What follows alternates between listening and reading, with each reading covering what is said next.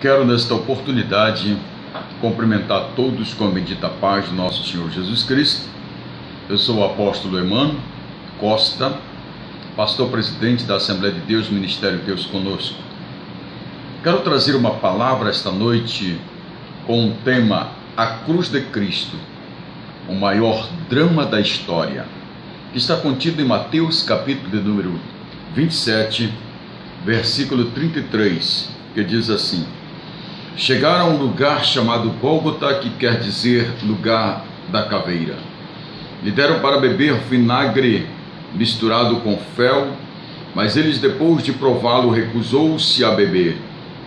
Depois de crucificarem, dividiram as roupas dele e tiraram sortes.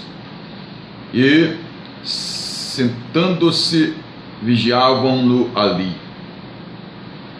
Por cima da sua cabeça, colocaram por escrito as acusações feitas contra ele: este é Jesus, o Rei dos Judeus. A cruz de Cristo é pré-histórica. Ela estava incrustada no coração de Deus antes da fundação do mundo. Em 1 Pedro capítulo 1, versículo 18 a 20, Apocalipse 13, 8 e Atos dos Apóstolos, capítulo número 2, verso 23. O Calvário não foi um acidente, mas um plano divino. Cristo veio para morrer, e a morte na cruz sempre esteve na sua agenda. Ele profetizou várias vezes que veio para morrer. Ele não morreu como um mártir, ele voluntariamente deu a sua vida. Ele é o Cordeiro que tira o pecado do homem, de toda a posteridade genealógica. Ele é como a figura da serpente que Moisés levanta no deserto. Ele é o pastor que dá a sua vida pelas ovelhas. Ele é o grão de trigo que cai na terra e que morre e que produz muitos frutos.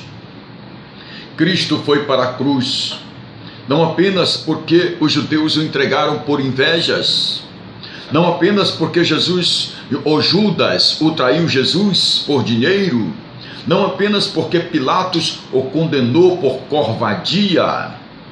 Cristo foi para a cruz porque o Pai o entregou por amor. O Calvário é o palco da justiça de Deus. Seu consumado repúdio ao pecado é também o palco do infinito amor de Deus, pois ele não poupou seu próprio Filho para nos salvar. A cruz de Cristo é o nosso êxodo, a nossa libertação, quando nós saímos do mundo, do pecado, da escravidão, para sermos libertos por Cristo, como disse o próprio evangelista: se pois o Filho vos libertar, verdadeiramente sereis livre. Vejamos as cenas dessa maior drama na história, as acusações contra Cristo na cruz. Jesus foi acusado pelo Estado e pela religião. O povo amotinado, insuflado, pediu a condenação. Chamaram testemunhas. Foi ele acusado, julgado, sentenciado e condenado pela morte. Mas as acusações eram falsas. As testemunhas foram subornadas e a condenação e as mais perversos erro judicial da história na época. Jesus foi acusado de sedição política. Os judeus, por invejas, o acusaram de sedição política. Colocaram-no contra o Estado, contra Roma, contra César, que questionaram as suas motivações e suas missões. Acusaram de querer um trono em lugar de abraçar a cruz. As acusações contra Cristo é que ele era o Rei dos Judeus. Essa acusação foi pregada em sua cruz em 3 idiomas: hebraico, o grego e o latim. O hebraico é a língua da religião, o grego é a língua da filosofia e o latim a língua da lei romana, a língua jurídica. Tanto a religião como a filosofia e a lei uniram-se para condenar a Jesus. mas ele fez da cruz um instrumento para salvar o mundo inteiro. Jesus foi acusado de blasfêmias. Os judeus ficaram chocados e escandalizados e perplexos quando Jesus se apresentou como Filho de Deus. Eles rasgaram suas vestes, dizendo: ele blasfema. Agora escarnecem dele na cruz. Jesus foi acusado por ser um impostor. Ele não tinha olhos para ver, eles não tinham olhos para verem, nem ouvidos para ouvir, nem coração para entender o que Jesus estava pregando na época a eles. Eles pensavam que Jesus se referia ao templo de Herodes, quando Jesus falava do seu corpo, de sua morte e de sua ressurreição. Jesus foi acusado de ser o Salvador. Salvou os outros e a si mesmo não pode salvar. Mas se Jesus salvasse a si mesmo, não poderia nos salvar. Ele morreu para vivermos. Jesus foi acusado de usar indevidamente o nome de Deus. Eles pensavam que Jesus era um embusteiro, um mentiroso, um lunático, que procurava enganar os fracos e afirmar que confiava em Deus e que Deus lhe queria bem. Jesus padeceu todas estas acusações e essas atrocidades psicológicas, verbais. Entendemos que o desamparo de Jesus Cristo na cruz, Jesus foi desamparado pelo povo, o mesmo povo que viu seus gloriosos milagres, que viu lamentando os paralíticos, curando os cegos, purificando os leprosos e ressuscitando os mortos. Agora zombam de Cristo, agora escarnecem do Filho de Deus. Jesus foi desamparado pelos líderes políticos e líderes religiosos. Aqueles que conheciam a palavra de Deus também zombavam de Cristo. Eles escarneciam do Filho de Deus. Jesus foi desamparado pelos ladrões que foram crucificados com ele à cruz do Monte Caveira. Os próprios companheiros de desdita também se insurgiram contra Jesus. Eles também atiram setas venenosas contra o Filho de Deus. Se és o Filho de Deus, desce da cruz, salva-te a ti mesmo e a nós também. Jesus foi desamparado pelo próprio Pai. O universo inteiro se entorceu de dores. O sol escureceu e escondeu seu rosto. As trevas inundaram a terra. Cristo se fez pecado por nós. Ele foi dito, ele foi feito maldição por nós. Ele desamparado pelo próprio Pai. Deus puniu nossos pecados nele, na pessoa de Cristo. Ele bebeu sozinho o cálice da ira de Deus. A palavra de Jesus Cristo na cruz, ele fala, palavra em relação às pessoas e às pessoas. Palavra de perdão. Pai, perdoa porque eles não sabem o que fazem. A palavra de salvação. Hoje mesmo estarás comigo no paraíso, para aquele ladrão que estava à sua direita. A palavra de afeição. Mulher, eis aí o teu filho, eis aí a tua mãe. A palavra em relação a Deus. Palavra de desamparo. Deus meu, por que me desamparastes? Houve trevas sobre a face da terra ao meio-dia. Sede, desamparo, agonia, são os símbolos do próprio inferno.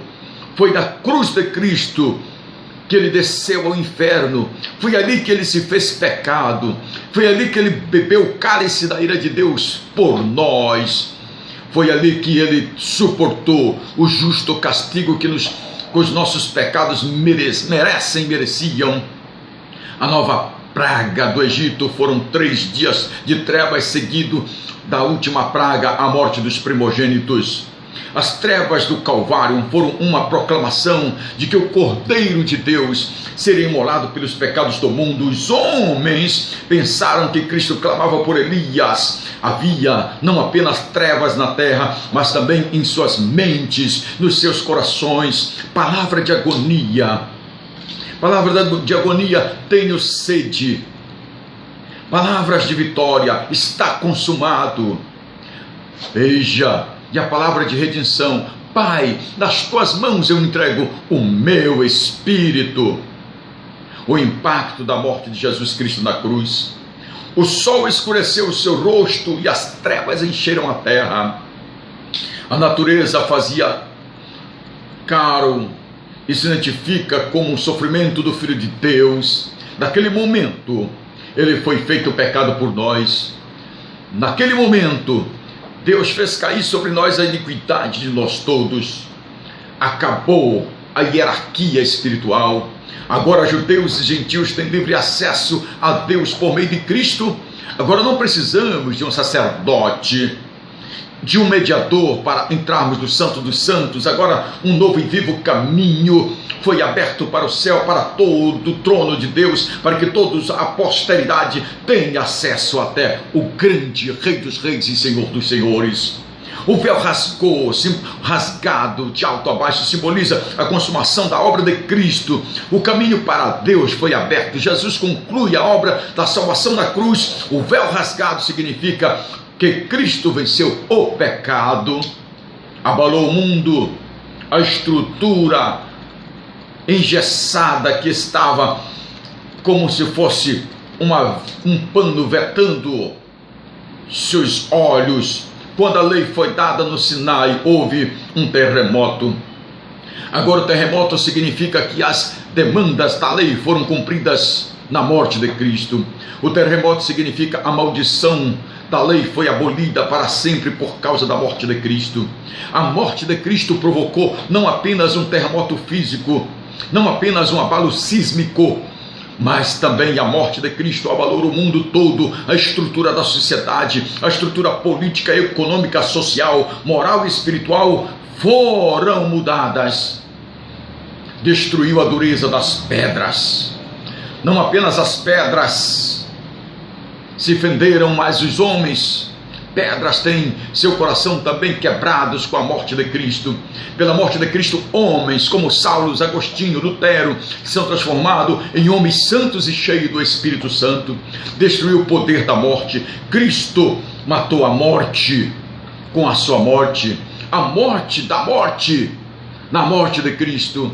A morte já não tem a última palavra. Cristo com a sua morte tirou o aguilhão da morte. Agora a palavra final não é da sepultura. Cristo entrou nas entranhas da morte, venceu a morte, e de todo aquele que nele crê não morrerá eternamente. O túmulo aberto significa que Cristo venceu a morte. O centurião conheceu que Cristo de fato é o Filho de Deus. O povo saiu do Calvário batendo nos peitos, lamentando. A cruz foi uma derrota. Ela não é o nosso triunfo. Na cruz Jesus venceu o diabo. Ele expôs o diabo e as suas hostes ao desprezo e triunfou sobre eles. Lá ele desfez a obra do diabo. Na cruz Jesus testificou, nos perdoou, nos reconciliou com Deus e nos deu a sua paz. Na cruz de Cristo, a nossa morte para o pecado, Ele é a nossa mensagem e a nossa glória. Por isso que cantamos: sim, eu amo a mensagem da cruz. Te apega a Cristo, que morreu por você e por toda a posteridade, aceitando-o como Salvador de sua vida. Ele é a única redenção para toda a posteridade genealógica. Que o Senhor Jesus Cristo te salve. Amém.